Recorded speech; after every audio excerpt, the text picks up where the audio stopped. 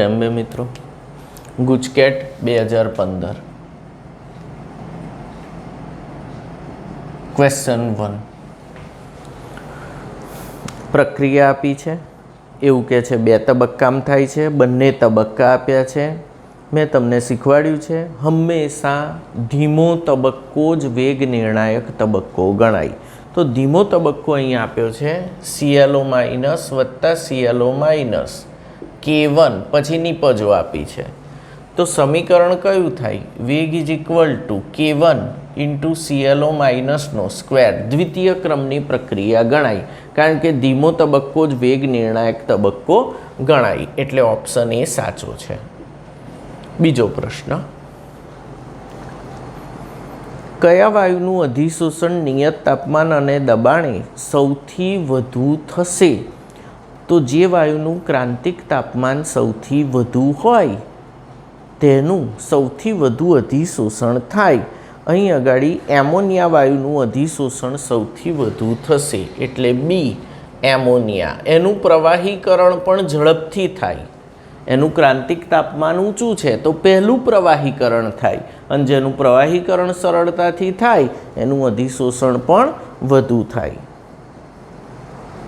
Asset એ કયા પ્રકારનું વિલેય છે? ત્રીજો પ્રશ્ન સલ્ફર S8 કયા પ્રકારનું વિલેય છે?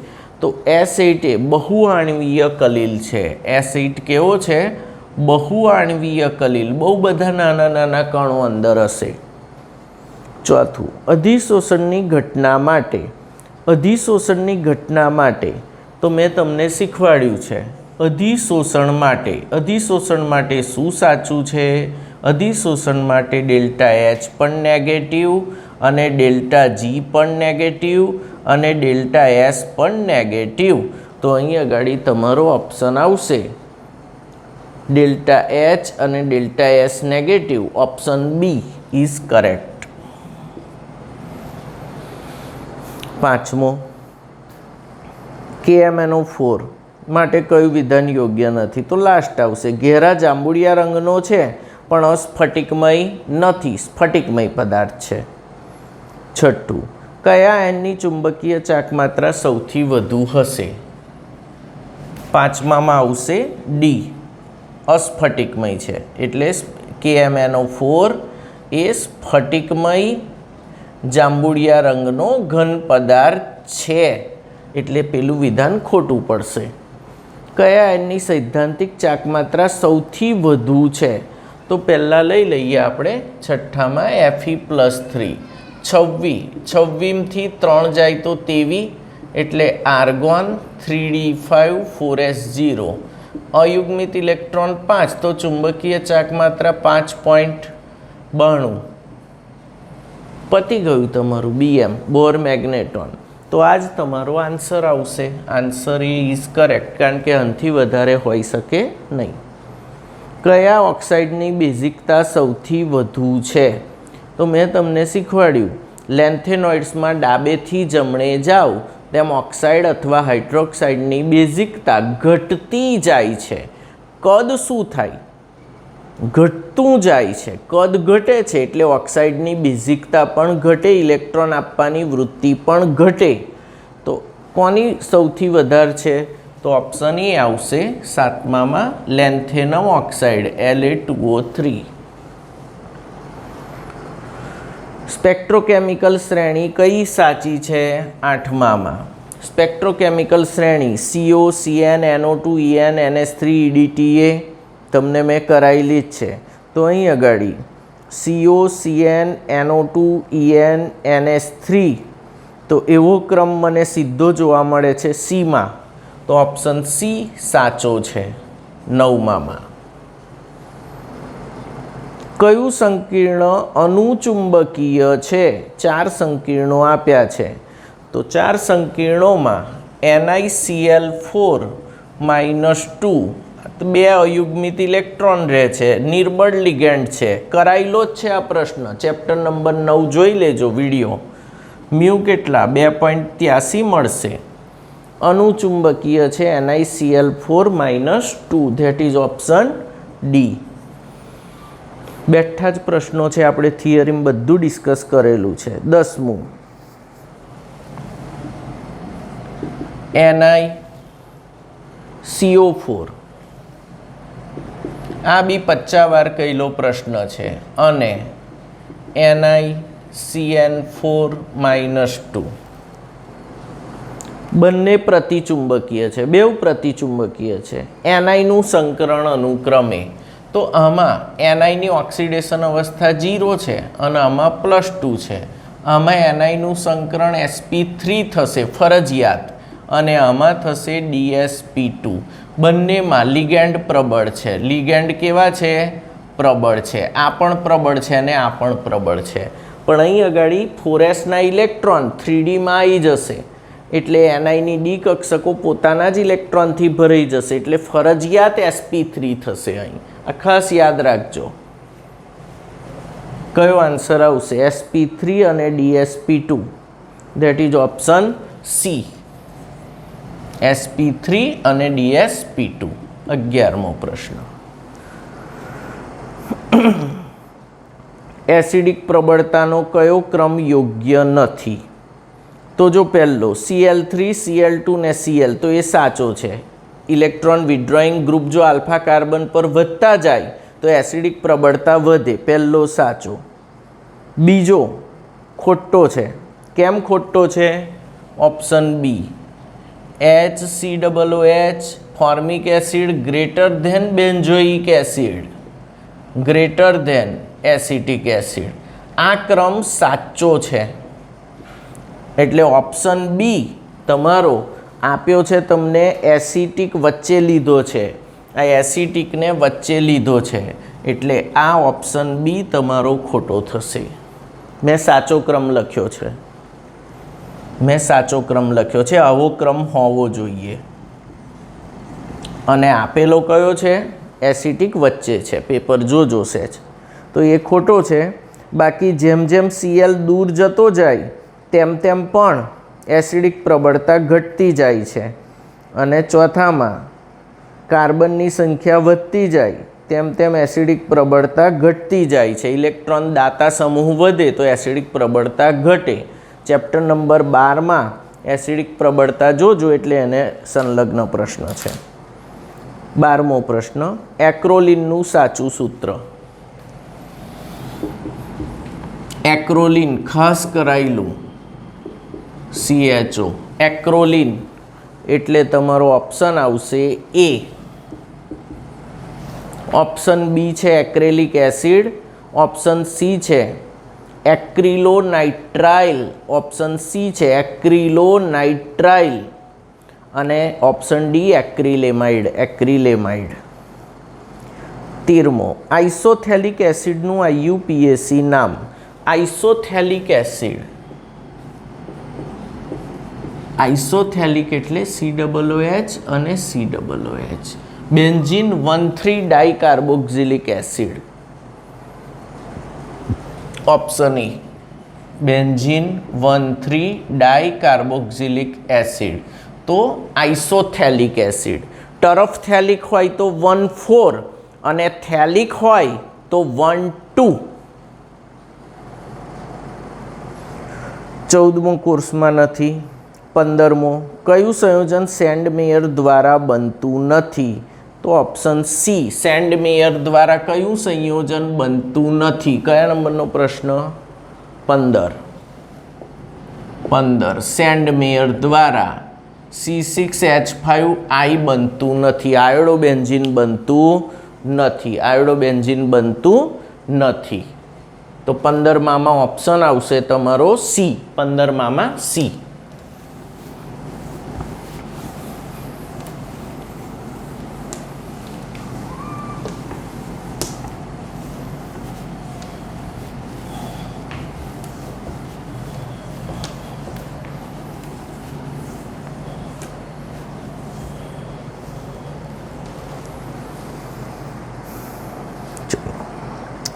સોલમું.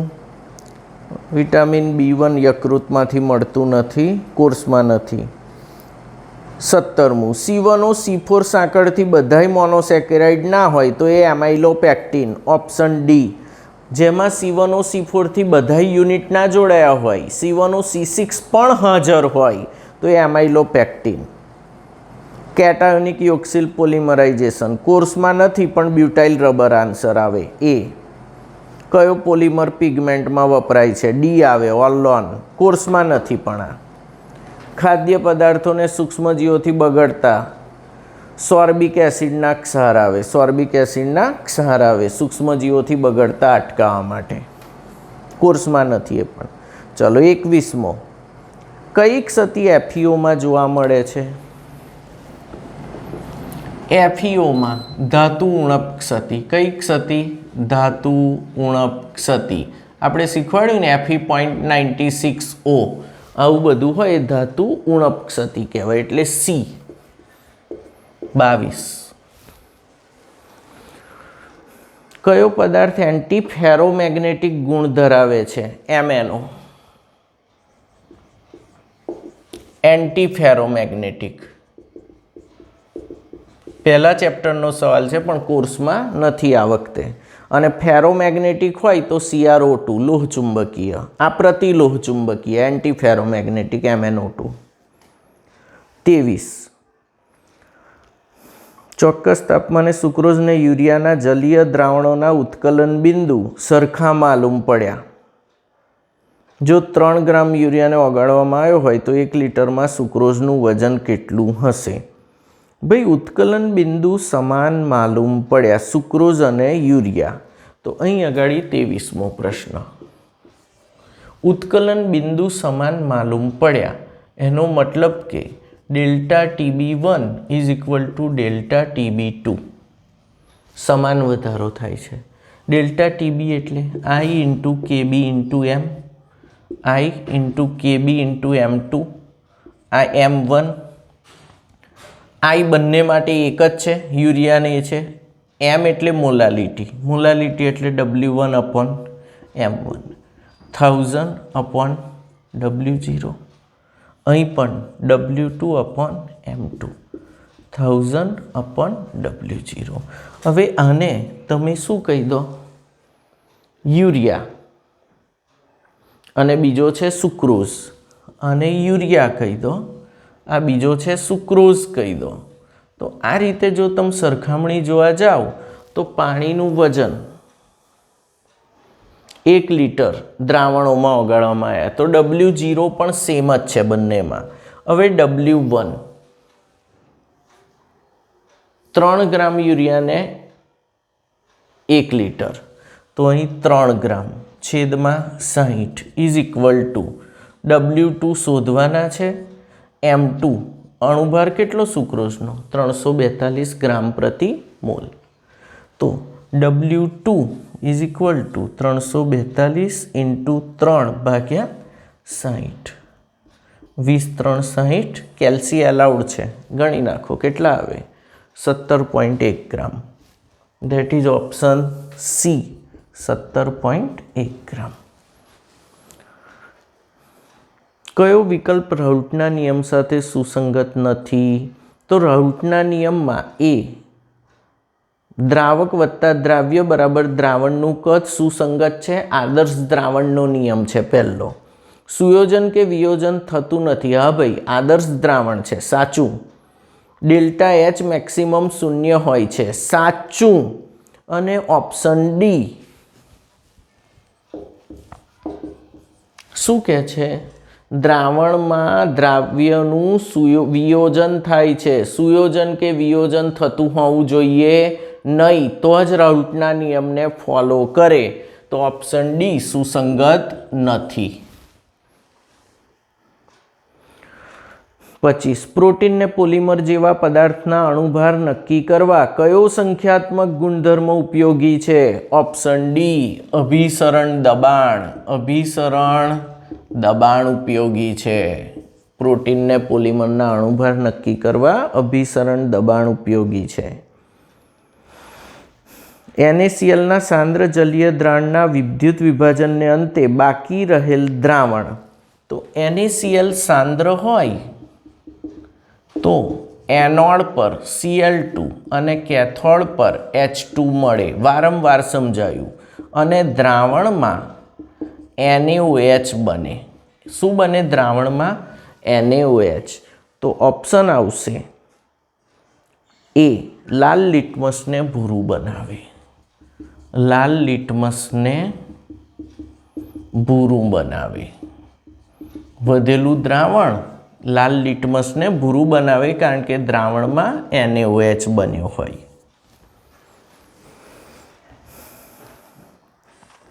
એ બી ને સીના રિડક્શન પોટેન્શિયલ આપ્યા છે. એ બી ને સીના રિડક્શન પોટેન્શિયલ 0.34 -0.80 અને -0.46. આ છે રિડક્શન પોટેન્શિયલ. હવે તમારે ઓક્સિડેશન પોટેન્શિયલ જોવા પડશે. તો -0.34 +0.80 +0.46. હવે શું પૂછ્યું છે? રિડક્શન કર્તાની પ્રબળતા. રિડક્શન કર્તાની પ્રબળતા જેનો રિડક્શન પોટેન્શિયલ વધુ હોય તેનું જ પહેલું રિડક્શન થાય ને તે જ કેથોડ બને તે પ્રબળ ઓક્સિડેશન કરતા કહેવાય. હવે અહીં શું પૂછ્યું છે? રિડક્શન કરતા જેનો ઓક્સિડેશન પોટેન્શિયલ વધુ હોય તેનું જ પહેલું ઓક્સિડેશન થાય તે જ એનોડ બને અને તે જ પ્રબળ રિડક્શન કરતા. તો જેનો ઓક્સિડેશન પોટેન્શિયલ વધુ હોય તો વધુ કોનો છે? B greater than C greater than A. તો your answer will be BCA, that is B. Option B 27માં પ્રશ્નમાં option B. 28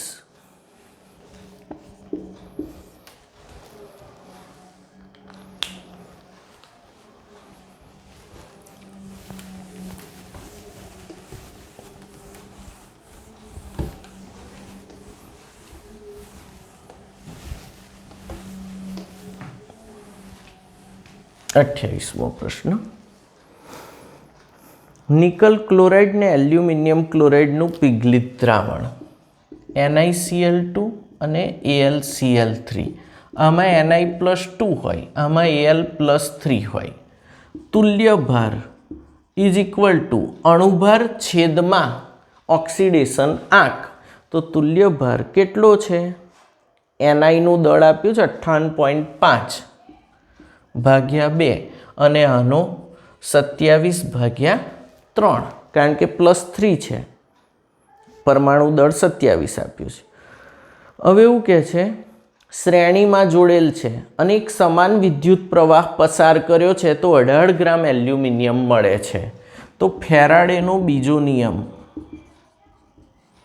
W1/EQ1 is equal to W2/EQ2. Equivalent weight એટલે તુલ્ય ભાર. ઇક્વિવેલન્ટ વેટ એટલે તુલ્ય ભાર. આ જ્યારે પણ શ્રેણીમાં જોડેલ હોય ત્યારે આ લાગુ પડે. એમના તુલ્ય ભારના સમપ્રમાણમાં એમનો જથ્થો મળે એવું ફેરાડેએ કહેલું છે. મેં સમજાવેલો છે, જોઈ લેજો. છતાં સૂત્ર યાદ રાખજો W1/EQ1 W2/EQ2. ચાલો, W1 એટલે કેટલું મળે છે? તો 1 ને આપણે નિકલ કહી દઈએ, આને કહીએ નિકલ, અને 2 ને કહીએ એલ્યુમિનિયમ. ચલો W1 શોધવાના છે. કેટલું નિકલ મળશે? અપોન EQ1 એનો તુલ્ય ભાર કેટલો છે? 58.5 ભાગ્યા 2 એટલે ઉપર જશે is equal two W2 aluminium 18 ગ્રામ મળે છે. તો 18 લઈ લીધા, 3 ઉપર આવશે છેદમાં 27/3. તો ઉડાડ દો છેદ. 3 9 27 ને 9 2 18. 2 2 જાય સામે. W1 is equal two 58.5 gram nickel મળશે. આ રીતે એકદમ સરળતાથી તમે ગણી શકો. તુલ્ય ભાર એટલે ઇક્વિવેલન્ટ વેટ ને તુલ્ય ભાર એટલે અણુભારના છેદમાં ઓક્સિડેશન આંક ધાતુઓ માટે. તો તમારો આન્સર આવશે એ 58.5 ગ્રામ.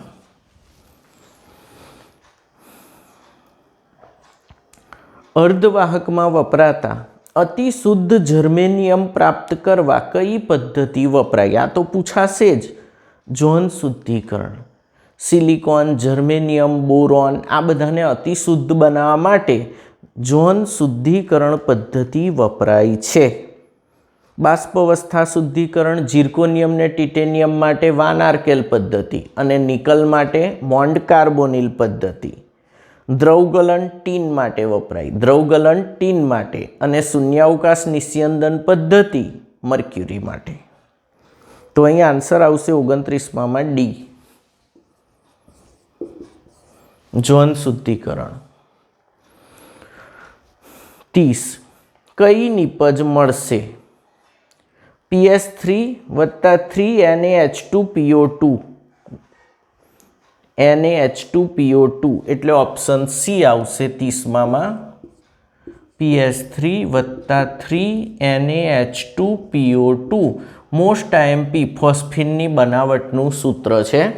સળગી ઉઠે તેવો વાયુ છે. મોસ્ટ આઈએમપી ઇક્વેશન છે, ખાસ યાદ રાખજો, બેઠું પૂછાશે. PS3 + 3NaH2PO2 option C.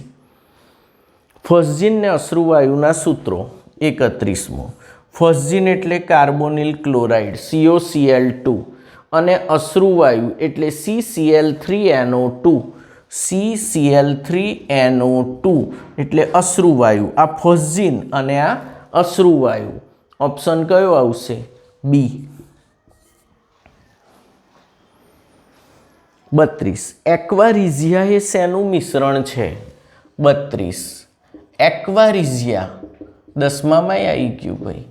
3 mall સાંદ્ર 3 mall સાંદ્ર HCl અને 1 મોલ સાંદ્ર HNO3, આ બેનું મિશ્રણ એક્વારિઝિયા કહેવાય. ગોલ્ડ અને પ્લેટિનમને પણ ઓગાળી નાખે. એક્વારિઝિયા અમ્લરાજ કહેવાય એને. 3 ભાગ સાંદ્ર HCl અને 1 ભાગ સાંદ્ર HNO3. 7મા ચેપ્ટરનો પ્રશ્ન છે. અમ્લરાજ ગોલ્ડ અને પ્લેટિનમને પણ ઓગાળી નાખે એક્વારિઝિયા. તો ઓપ્શન આવશે ડી. 33મો પ્રશ્ન. કયું એલાઇલિક હેલાઇડ છે? કયું એલાઇલિક હેલાઇડ છે? આવા પ્રશ્નો પૂછાય છે ભાઈ. આ બેઝિક પ્રશ્નો જ બધા હોય છે. તમને બરાબર રીતે 10મા ચેપ્ટરમાં હેલાઇડનું વર્ગીકરણ કરાયું છે. પહેલો જ ટોપિક ધ્યાનથી જોયું હોય તો બધું આવડી જાય. ચલો, કયું એલાઇલિક હેલાઇડ છે?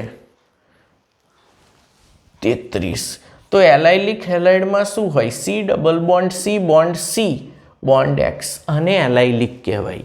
જે કાર્બન સાથે હેલોજન હોય sp3માં હોય અને એની બાજુનો carbon C double bond C નો ભાગ હોય.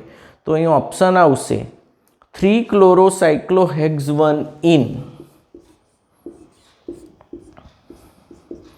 આ 1 2 3 આને કહેવાય 3-chlorocyclohexane. આ એલાઇલિક હેલાઇડ છે. મને તો ચોખ્ખું જ દેખાય છે. That is option D 34. બાકીના તમે સહેજ વિચારજો. ડિહાઇડ્રોહેલોજિનેશનનો પ્રશ્ન છે. ઠીક છે. 35મો નીચે આપેલી પ્રક્રિયાનું નામ શું છે? NaI ને એસિટોન. આ જુઓ એટલે ફિંકલસ્ટેઇન આઈ યાદ આવી જાય. 35મો ફિંકલસ્ટેઇન આઈ એટલે કઈ પ્રક્રિયા છે? ફિંકલસ્ટેઇન આઈ એટલે C. That is option C સાચો છે. મિથાઇલ ફિનાઇલ ઇથર નું બ્રુમિનેશન કયા પ્રક્રિયકથી કરવામાં આવે છે? 36 મિથાઇલ ફિનાઇલ ઇથર એટલે એનિસોલ. એનિસોલનું બ્રુમિનેશન જો તમને યાદ હોય તો Br2CS3COOH વડે કરવામાં આવે. તો ખાસ યાદ રાખવાનું ઓપ્શન સી Br2CS3COOH. ઓર્થોબ્રોમો એનિસોલ અને પેરાબ્રોમો એનિસોલ મળે છે. બેઠી કરાયેલી પ્રક્રિયા છે. કયા એસિડમાં COOH હોતા નથી? 37 પિક્રિક એસિડ. પિક્રિક એસિડ એટલે 2,4,6 ટ્રાઇનાઇટ્રોફિનોલ. પિક્રિક એસિડ એટલે 2,4,6 ટ્રાઇનાઇટ્રોફિનોલ. એમાં COOH હોતા નથી એટલે ઓપ્શન સી 38 જૂના ને જાણીતા પ્રશ્નો પૂછેલા છે બધા.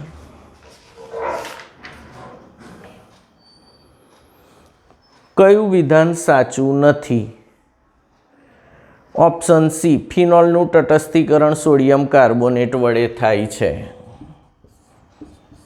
ફિનોલનું તટસ્થીકરણ સોડિયમ કાર્બોનેટ વડે થાય છે. આ વિધાન ખોટું છે, થતું નથી. પણ એવું જ પૂછ્યું છે, શું ખોટું છે? 39 x plus y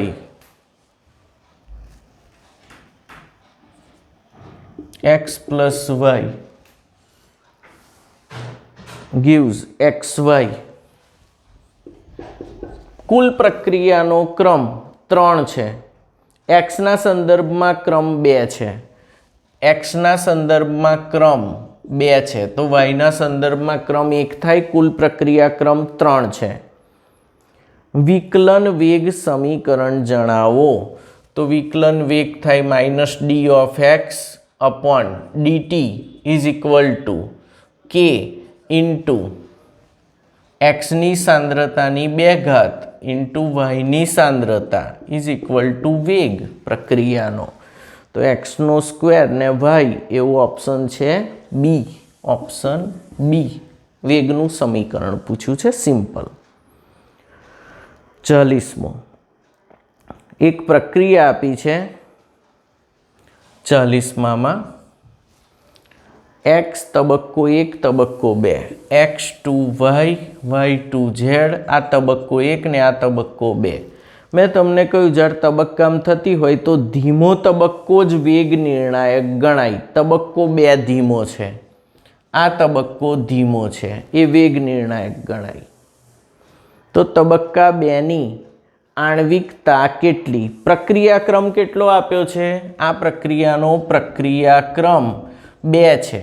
પ્રક્રિયાક્રમ શેનાથી નક્કી થાય? ધીમા તબક્કાથી જ નક્કી થાય. અને ધીમા તબક્કાનો જે પ્રક્રિયાક્રમ હોય તે જ પ્રક્રિયાની આણ્વિકતા ગણાય. તો પ્રક્રિયાની આણ્વિકતા પણ 2 જ થશે. Option C. કારણ કે ધીમો તબક્કો જ વેગ નિર્ણાયક હોય. ધીમા તબક્કા માટે જે પ્રક્રિયાક્રમ આવે તે જ પ્રક્રિયાની આણ્વિકતા ગણાય. 40 અહીં આ સાથે આ પેપર પણ પૂરું થાય છે મિત્રો. જય અંબે. બરાબર પ્રેક્ટિસ કરજો. વચ્ચે એક પ્રશ્ન આપણે છોડ્યો. હેલાઇડનું ડિહાઇડ્રો હેલોજિનેશન 50%. પ્રાપ્ત થતી નિપજનું વજન લગભગ 1.4 ગ્રામ જવાબ આવશે. ઇથિન બને. શું બને? ઇથિન. સહેજ ગણી નાખજો પણ બહુ કામનો નહીં. એવું ઠીકઠાક પ્રશ્ન છે એટલે નહીં લીધો. જય અંબે મિત્રો.